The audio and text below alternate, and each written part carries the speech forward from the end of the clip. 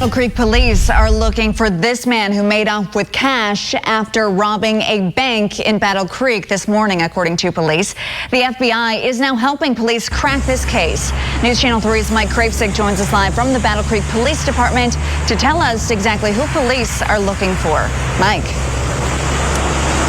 Yeah, Erica and Kate, witnesses told police they saw the man leaving the PNC Bank on Capital Avenue on foot after the robbery. Police say they're right now looking through surveillance video from nearby businesses to figure out if the suspect left in a getaway vehicle. This sign shows the bank was closed all day long following the early morning robbery. Police say it happened shortly after 11 a.m. The surveillance photo from inside the PNC shows the masked man wearing sunglasses and showing a gun at tellers during the holdup. Police say moments earlier, the man came in acting like he wanted to open a bank account. Police say after the robbery, the man ran through a nearby parking lot. Detectives from Battle Creek Police met with FBI agents earlier today as they continue the search for the suspect. With this more frequently than we do because they obviously encompass the entire area here, but they didn't necessarily see him as being a habitual offender or somebody that was also a suspect in another one that they were working with. BCPD says this is the first bank robbery in the city of Battle Creek this year. The latest FBI statistics show there were 46 bank robberies in Michigan in 2019. Anyone with information is urged to contact Battle Creek Police or the FBI. Tonight, Buren County officials are placing blame for not trying 19-year-old Aiden Ingalls as an adult back in 2018. Police say the teen is now responsible for Friday's random shooting in South Haven. News Channel 3's Trisha McCauley joins us live at the Van Buren County Courthouse to tell us what help the teen was getting. Trisha.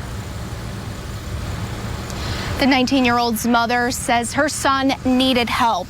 The courts say Ingalls was getting mental health treatment until his court supervision ended in July. That was 1 month before police say he shot up the South Haven pier, killing one man, critically injuring a woman, and killing himself.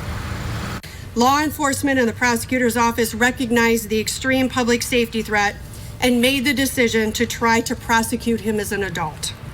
This would have protected the public for a longer period of time. A debate over trying 19-year-old Aiden Ingalls as an adult for plotting to shoot up Paw Paw High School back in 2018 when he was just 15 years old. The Van Buren County prosecutor and multiple law enforcement agencies say the judge made the wrong decision. Chief Judge Kathleen Brickley says it was a mutual decision. In a statement, she says, after much deliberation, there was agreement by the elected prosecutor at the time that the chosen path forward was the right one, and there was no appeal of the court's decision. Marcy Mistret is the Sentencing Project Director of Youth Justice. They're supposed to be looking at the whole child. They're supposed to be looking at the conditions of the family, what happened to that child, whether there's disability or trauma, and then what individual responses could help get that child back on the right track. She says the main difference between trying someone as a juvenile instead of an adult is to try and rehabilitate them. The courts say Ingalls was released from the juvenile facility in November 2019, and he was tracked with an ankle monitor until May 2020. During the court's supervision, the court says he was receiving mental health treatment. The supervision ended July 20th, 1 month before the random shooting in South Haven. It's no secret mental health awareness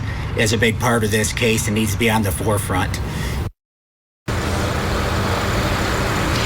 We will not be releasing the names of the victims from Friday's shooting. South Haven police tell us that the victim's family wanted more time to be able to process this tragedy, so we are respecting their wishes. The family did tell me that the woman is still in the hospital tonight fighting for her life. As Michigan's college students head back to campus for another year, some are facing higher rent prices, and for others, the price is just one of their problems. Our political reporter Rachel Louise Just tells us how hundreds of University of Michigan students become essentially homeless going into this school year.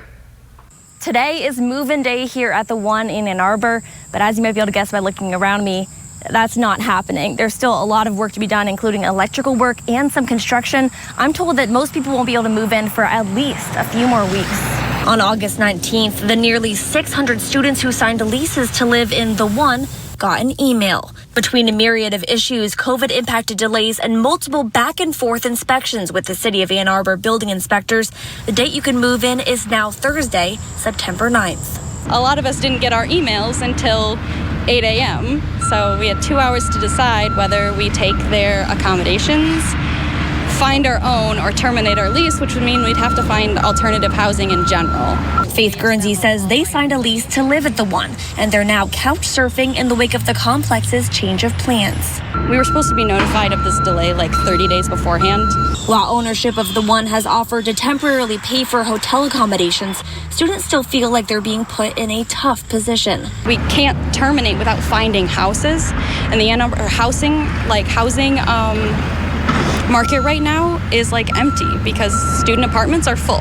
They're hardly alone. Data from listing site Apartment List shows a 10.3% rise in rental prices between last year and now. That's left low-earning college students across the country dealing with those higher prices. There was a very limited amount of rooms within my price range because the rest were just like incredibly expensive. Students aren't always eligible through housing assistance programs, especially on the state level. Most Michigan universities will be starting school within the next week.